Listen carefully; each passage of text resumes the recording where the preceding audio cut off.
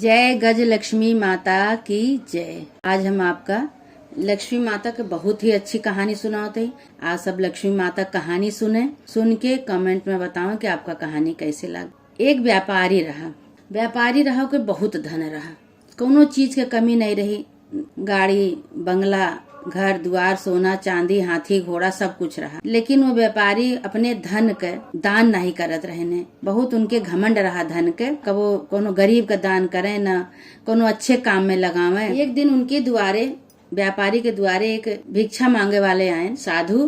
तो व्यापारी उनका डांट के भगावे लगे, कहे कि अरे यहाँ से जा भागा, हमरे तो कुछ नहीं ना, हमरे दान दिए के कुछ नहीं ना। साधु महात्मा बोले, कहे कि इतना कुछ बाय आपके, और आप मना करत हैं कि हमरे कुछ नहीं ना। दान देहे से धन घटत नहीं, दान देहे से और बढ़त है।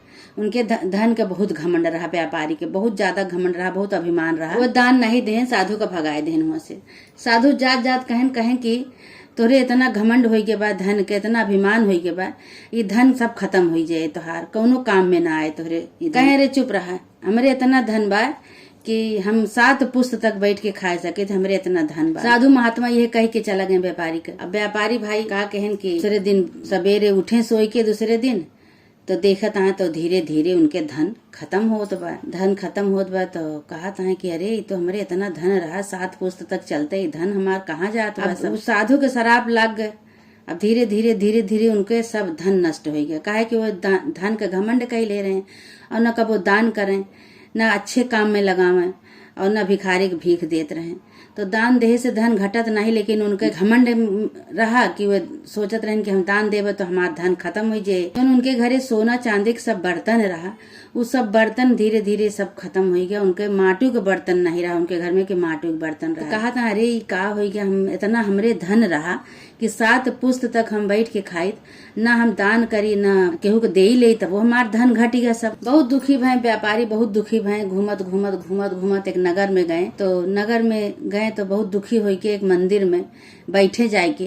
तो वह मंदिर में सब औरत आदमी मिल के लक्ष्मी माता के पूजा करत रहे। गज लक्ष्मी माता के पूजा रहा, आखिरी दिन के उद्यापन का पूजा रहा। ध्यान मग्न हो के लक्ष्मी माता के पूजा करते रहे। यो व्यापारी गए वहीं बैठ गए जाए। जब सब पूजा पाठ करके उठे तो ये पूछा लागन कि का करता है सब जने। तो कहे कि हम सब लक्ष्मी माता के उद्यापन है, आज आखिरी व्रत है माता जी के, वही व्रत के तैयारी करा जात बा। उन्हीं के ध्यान मग्न हो के उन्हीं पूजा पाठ में लगा है। सबसे पूछलन कहीं व्रत के कैसे करा जात है, कैसे होत है, और महू धन के जरूरत बा, हमरे जितना धन रहा सब खत्म हो गया। तो सब वहाँ बतावे लगे, कहें कि धन तो ऐसे खत्म नहीं होता है, लक्ष्मी जी ऐसे नहीं रूठती केहू से। अगर धन का घमंड के हो गया, दान पुण्य न करे हो गया, धन का अपने अच्छा सदुपयोग न करे हो गया, तो यही से धन जोन बा तोहार सब खत्म हो गया। कहें अब एक उपाय बताओ कि हमका धन अब कैसे मिले। तो सब बताओ लगे, कहें 16 दिन का व्रत करा। लक्ष्मी माता के 16 दिन का व्रत होता है। 16 दिन का व्रत के बाद 16वें दिन लक्ष्मी माता के उद्यापन के दिन 16 प्रकार के माता जी के भोग बनावा, 16 प्रकार के मिठाई रहा, 16 प्रकार के भोग उत्तर की तरफ मुंह करके लक्ष्मी जी का बुलावा, चंद्रमा का अर्घ दिया। ऐसे व्रत के उद्यापन होता है। 16 गांठ का धागा अपने हाथे में कलाई में बांधा, और लक्ष्मी माता का उत्तर की तरफ मुंह करके अपने घर में सदा अस्थाई वास के लिए कहा कि हे लक्ष्मी माता, हमरे घर में सदा के लिए वास करा, हमरे घर में अस्थाई रूप से रहा। माता रानी घमंड के अपने अभिमान के प्रायश्चित करा कि हे लक्ष्मी माता, हमका घमंड हो गया, हमरे घमंड के प्रायश्चित करते ही हे माता रानी अब से ऐसा न होए, हमसे ऐसी भूल न होए, ऐसी गलती न होए। हे माता रानी हमारे घर में सदा के लिए वास करा, तब तो का जोन बा लक्ष्मी माता तोरे घर में वास करिए। व्यापारी सुने भाई, व्यापारी सुन के जो उनके घर में थोड़ा बहुत रहा, सब वही सबसे अपन हुए 16 दिन के व्रत शुरू कर देन।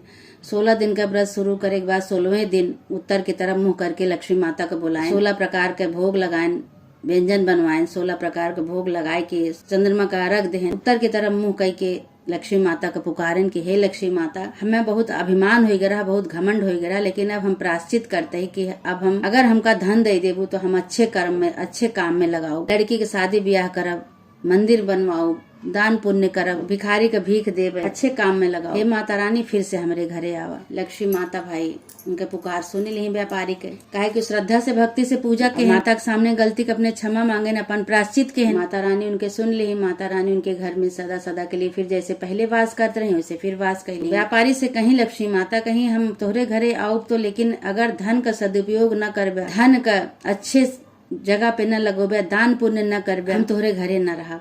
और धन का दान पुण्य कहे से धन घटत नहीं। लक्ष्मी माता कहीं तो ये व्यापारी कहे नहीं माता जी, अब हम धन का अच्छा सदुपयोग करब, धन का अच्छी जगह लगाओ, धन का दान करब, मंदिर बनवाओ, कुंवारी कन्या के बियाहे में देवे। कुछ नहीं जानत रही, हम अपने अभिमान में अपने घमंड में रही, इतना धन पाए के हमका कुछ सूझा नहीं, बर्बाद हो गया। माता रानी फिर से हमरे घरे आवा, हमरे घरे सदा सदा के लिए वास करा।